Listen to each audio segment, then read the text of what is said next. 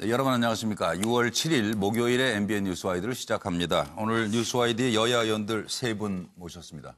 더불어민주당의 박용진 의원, 그리고 자유한국당 백승주 의원, 바른미래당 오신환 의원 세 분입니다. 어서 오십시오. 네, 안녕하세요. 안녕하십니까. 무슨 뉴스와이드 상임위원회 고정 멤버들 같이 정 드시겠어요? 많이들 바쁘시죠? 예. 네? 불러주셔서 감사합니다. 네. 그리고 선거 관련 궁금한 게 많아서 바로 시작할 텐데 일단 속보 전해드리겠습니다. 문재인 대통령은 오늘 드루킹 특별검사에 허익범 변호사를 임명했습니다. 드루킹 특별검사에 허익범 변호사를 임명하기로 하고 내일 특검 임명장을 수여할 예정입니다. 예, 그러면 선거 관련해서 궁금한 것들이 참 많습니다. 바로 여야 쟁점 토론으로 시작합니다.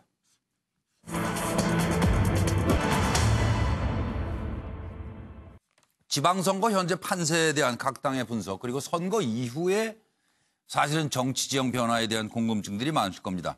여야 의원 세 분께 한번 여쭤보도록 하겠습니다.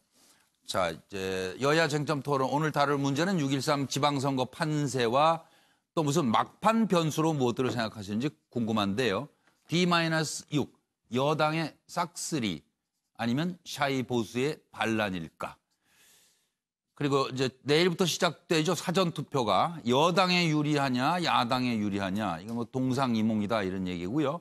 그리고 선거 후에 보수나 진보나 모두 정계 개편이 불가피하다 이렇게 얘기들이 많이 나오는 것 같아요. 그래서 여야 의원들의 지방선거에 대한 전망을 물어보도록 하고요. 그리고 지금 이 최저임금 인상, 뭐 양극화 해소, 고용 불안을 초래하는 거냐 이런 의견이 좀 팽팽하게 대립하고 있고, 12일에 열리게 될 미북 정상회담이 한반도 평화체제의 시작으로 보시는지, 또 지방선거에 미칠 파장 등을 차례로 여쭤보겠습니다. 첫 번째 질문이 지방선거 여론조사 이제 블랙아웃이잖아요, 오늘부터. 네. 공표할 수 없어서 현장에서 각 당이 느끼는 판세가 어떤지, 여당이 민주당부터 말씀해 주십시오. 박영진 의원님. 예, 여론조사 각 언론사에서 발표하는 거 크게 다르지는 않아요. 느낌은. 네. 근데 사실 제가 여기 판넬에도 썼습니다만 이거 실화냐 싶어요. 누가 옆에 있으면 좀 꼬집어 달라고 하고 싶을 정도로. 이게 저 언론사에서 발표하는 거를 보면은 아니 무슨 저 경기도지사 같은 경우 40% 차이가 나니까 이게 지금 도무지 저희로서도 이게 현실적이지 않은 느낌, 이런 느낌이고요. 그 대부분의 그 광역자치단체장 선거는 저희 더불어민주당이 다 앞서고 뭐 거의 압도적으로 앞서고 있고, 근데 정말 중요한 건 뭐냐면요. 그거는 뭐 이렇게 저렇게 약간 바람을 탈 수 있는데 기초자치단체장 선거의 여론조사 결과가 각 지역별로 해서 언론사에서 발표를 하는데 와 그거 거의 거기서도 지금 압도적이다. 예, 민주당 쪽에서 다 되고 있고, 그동안 TK 지역 뭐 이른바 뭐 야도 보수 지역이다, 보수의 텃밭이다 했던 곳에서도 몇 군데는 지금 뒤집힐 수 있는 것으로도 나와서 저희로서도 기대를 하면서도 이게 사실이냐, 그리고 꿈꾸는 듯하다. 심지어는 이거 끝나고 이렇게 끝나도 돼? 뭐 이런 느낌이 들 정도라서 일단 저희는 뭐 차분하게 좀 하려고 그래요. 차분하게 방심과 자만이 제일 큰 적이다 이런 생각이 들고 끝까지 최선을 다하는 모습을 보이도록 하겠습니다. 한국당에서 여론조사 갔다는데 현장 가니까? 예, 한국당에 또 저는 꿈은 꿈인데 무슨 큰 악몽을 꾸고 있는 것 같아요. 아침마다 신문 보고 저렇게 방송 보면은 여론조사가 수 있나? 대표님 말씀은 별로 안 맞다고 그러잖아요. 아니 악몽을 꾸고 있는 것 같은데요. 정말 저는 개인적으로 이게 블랙아웃 시간을 좀 기다렸습니다. 이거 좀 사놓으면은 이게 여론조사가 이래 나왔다 해서 또 이렇게 위축되고 이런 반복된 현상 때문에 이 여론조사 결과 발표가 안 되는 기간이 우리한테는 골든타임이다 이렇게 생각을 하고요. 내부적으로 판세 조사를 해보면은 저희들 뭐 우리 중앙당에서 판세 조사를 한 5곳 정도 광역자치단체장에서 해볼 만하다는 생각을 갖고 있습니다. 근데 여론조사 내용들도 좀 더 우리가 좀 깊이 들다 보면은 그 낮은 응답률이 매우 낮죠. 그 유선과 무선의 배합률에 따라서 굉장히 달라요. 제가 구미시에 있는데 무선으로 하면 20% 이상 이기는데 무선 한 88% 넣으면 우리가 지는 걸로 나와요. 백 의원님도 지역구 구미? 예, 그렇습니다. 구미 지역. 그래서 유선과 무선의 어떤 합리적인 배분 이런 거 관계없이 최근 여론조사는 거의 88% 90% 지금 무선만 가지고 하거든요. 예. 그런 부분도 있고 정상적 우리가 역대 선거를 보면은 국민들이 굉장히 견제 심리를 많이 갖고 있습니다. 어느 한 당의 독주 이런 것을 견제하는 심리가 앞으로 5일 동안 좀 작용되었으면 하는 기대를 갖고 있고 또 경제 실패에 대한 국민들의 불만이 굉장히 높습니다. 현장에 가면 자영업자를 중심으로 해서 이런 부분들을 집중적으로 파고들어서 우리 민주당이 생각하고 있는 거 다른 그 결과를 만들어 보려고 하고 있습니다. 오신환 의원은 관악 을이시죠? 네네. 지역구가 어떻게 보세요? 지금? 일단 선거가 기본적으로 어렵죠. 굉장히 어려운 선거를 싸우고 있고요. 다만 이제 저희 입장에서는 읍소하는 수밖에 없다. 네. 그리고 민심은 천심이기 때문에 국민들께서 생각하는 지금의 어떤 정치 환경에 대해서 그 표로서 결과를 채점해 주시는 거에 대해서 겸허히 받아들일 수밖에 없는 상황인데요.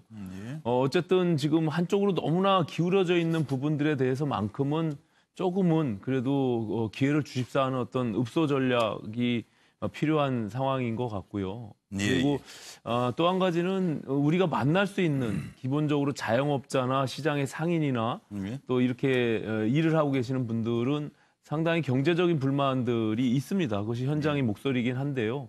그것들이 얼마만큼 표에 영향을 미칠지에 대해서는 좀 미지수인데 어쨌든 끝까지 마지막까지 국민들께 호소드리는 마음으로 최선의 노력을 다하겠다 이런 생각을 갖고 있습니다. 그리고 오늘 세 당 모셨고 민주평화당과 정의당도 저희가 출연 요청했지만 일정상 어려우시다고 해서 오늘 모시진 못했어요. 그리고 지금 이제 마지막 판세에 영향을 미칠 마지막 변수가 뭐 남았다고 보세요?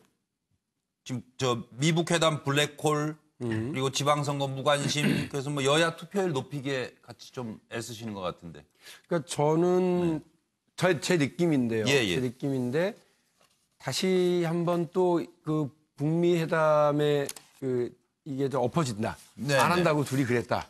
김정은하고 트럼프 대통령 안 한다고 했다. 그래도 여론 선거에는 별 판세에 영향을 못 줄 것 같아요. 그래요?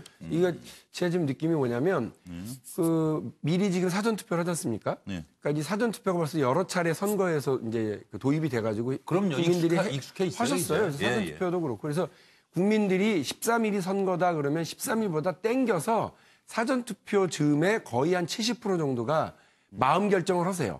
사전 투표에 참여를 하든 안 하든 간에 이 즈음에 거의 투표를 난 누구한테 한다라고 정리를 했더라고요. 투표율이 그리고 좀 어느 때보다 높아지지 않겠어요? 점점 높아져요. 저는 높아질 것 같아요. 일단 편리하고 대통령도 이번에 미리 해둔다고 그러고. 그러니까 본선거일이 문제죠. 그리고 모든 정당과 정치인들이 사전 투표하는 게 하나의 트렌드예요. 참여해서 이렇게 투표율을 높이는 것에 각 정당이 노력을 하기 때문에 사전 투표에 대한 뭐 반감이나 이런 것이 전혀 없어요. 그래서 또 많을 거고 이번에 그 중앙선거관리위원회가 발표한 그 투표 참여에 대한 걸 꼭 발표하거든요. 의지를 하긴 하는데 재밌던데요. 그러니까 모든 그 선거를 앞두고 중앙선거관리위원회가 발표하는 걸 보면 다 높아요. 지난 선거보다 높이 나와요. 그런데 이번에는 유독 30대가 엄청 높이 나왔어요. 그 얘기는 뭐냐면 지난 대통령 선거 때부터 혹은 그걸 전후해서 이 30대 젊은 유권자들이 선거에 어떤 의미를 부여하고 움직이기 시작하는 것들이죠. 그러니까 저 정치에 대한 무관심과 적대적인 관심, 무관심이 아니라 냉소에서 벗어난 것 같아요. 그래서 이것에 보수를 지지하든 진보를 지지하든 간에 적극적으로 이 투표에 의미를 부여하고 움직이는 집단화. 그러면 유리하잖아요, 여당에 또. 지금 분위기에서는 여당한테 불리할 거 없죠. 그런데 만일에 오히려 거꾸로 돼가지고 30대가 나온다 그러면 이거 혹시 무슨 우리한테 불만 갖고 나오는 거 아니에요? 겁났을 텐데 지금 봐서는 저희한테 유리하게는 보고 있습니다. 뭐든지 유리하다. 아전 인수 시간 아닙니까? 지금 이제 분해가 오니까.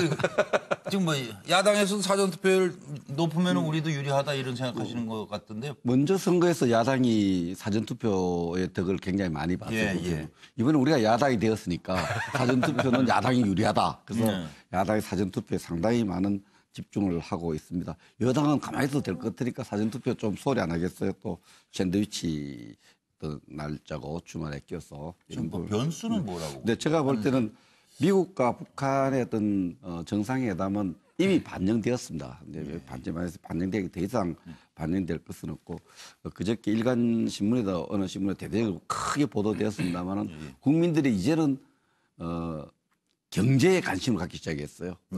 지방선거 하는데 제가 쭉 만나보면은 구미 시민들을 만나보면 수없이 많은 사람을 만나보면 이 최저임금제가 뭐 좋은 의도로 만들었지만은 정말 그 자영업하는 식당에서 쫓겨난 분들이 굉장히 많아요. 이분들의 좌절감 또 여러 가지 기업하는 사람들이 법인세 인상, 또 근로시간 단축에 대한 고통 이런 부분들이 지금은 이분들이 공통적으로 하는 게 그런 불만이 있는데 여론조사할 때는 대답을 안 해요. 그게 미응답률 95%에 해당되는 분들이에요. 여론조사에 적극적으로 응답하지 않은 90%에서 95%의 유권자들이 5일달 어떤 선택을 할 것인가, 투표를 어떻게 선택할 것인가 이런 게 굉장히 중요할 것 같고. 6월 13일에 선거 끝나면 웃으실 것 같은데요. 그런데 시민들은 이번에 특히 우리 당에 좀 자유한국당 유리한 할머니들이 이때까지는 저걸 안 했어요. 사전투표 안 했는데 이번에는 주말에 다른데 아들, 딸이 어디 놀러 가자 해도 안 가겠대요. 사전투표 해야 된다고. 저는 뭐 그런 면에서 이 전국적인 현상이 될지는 모르지만 저희 지역구에는 어른들이 주말에 놀러 가지 않겠다. 이런 말씀에 좀 국민들 견제 심리가 작동하지 않겠나. 저도 그렇게 보고 있습니다. 오신하는 뭐 사전 투표의 유불리는 이제는 좀 시기적으로 늦었다 이렇게 생각해요. 왜냐하면 기본적으로 국민들이 이제 사전 투표에 너무나 익숙하고요. 그리고 각 당이 지지층들을 사전 투표에 먼저 선거를 하기를 그리고 촉구하는 그런 운동들을 계시니까. 하거든요. 그렇기 때문에 과거에 사전 투표가 과거 민주당에게 유리했던 그런 어떤 전례는 이제는 좀 뭐 무의미한 것 같고요.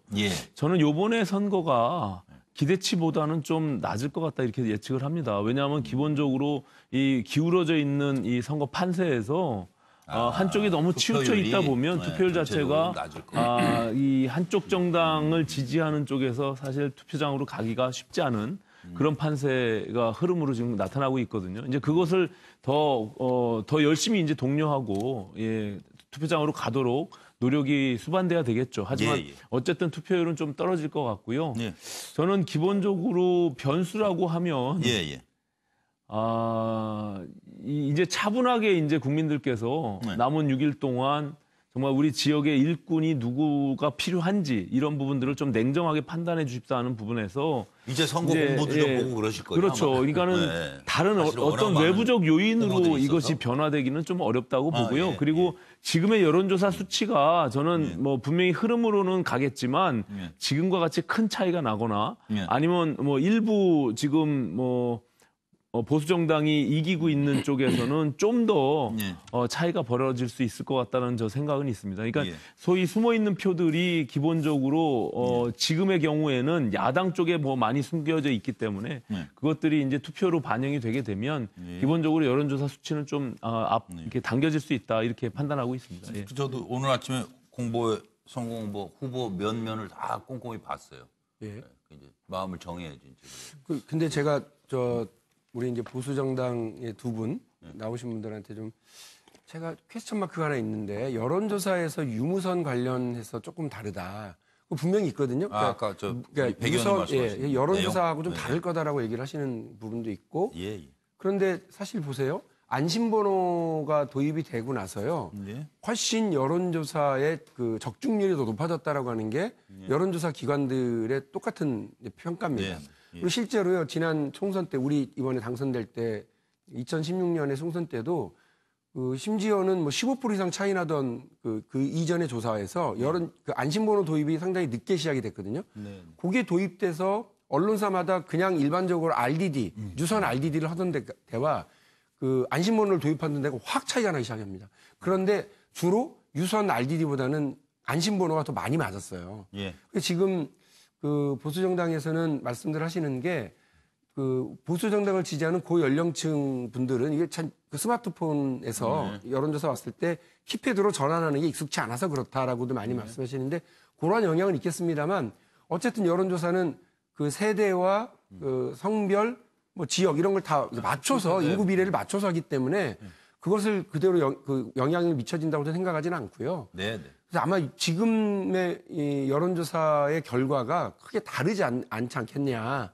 어차피 다 아전 인수니까 그럽니다만. 아니 근데 특별히 왜 여당에서 그걸 강조해서 얘기해요? 여론조사대로 간다면서. 아니 여론조사는 과학이다 얘기를 하려고요. 아니 과거 여론조사에 대해서 문제 제기를 굉장히 많이 했던 정당이었습니다. 민주당이. 아니 안심번호 도입되면 지금 안 그래요. 여론조사가 그 신뢰도 유무와 떠나서요. 저는 기본적으로 이 여론조사를 선거 전략으로 계속 이렇게 악용하는 부분들에 대해서는 좀 문제의식이 있습니다. 그래서 지금 미국이나 다른 선진국처럼 여론조사의 공표를 좀 더 이렇게 엄격하게 제한할 필요는 있어요. 지금 응답률 자체가 1%, 2% 되는 것들을 무작위로 그냥 공표하는 지금의 이미 여론조사 심의위원회에서 발표해 놓은 그 여론조사 중에 한 30-40%는요. 1-2%의 여론조사를 응답률을 가지고 공표한 거거든요. 저 그 말에 그러니까 그거는 기본적으로 미국은 그런 어떤 제한을 하고 있지는 않지만 기본적으로 여론조사의 응답률이 20%, 15% 이렇게 나오거든요. 근데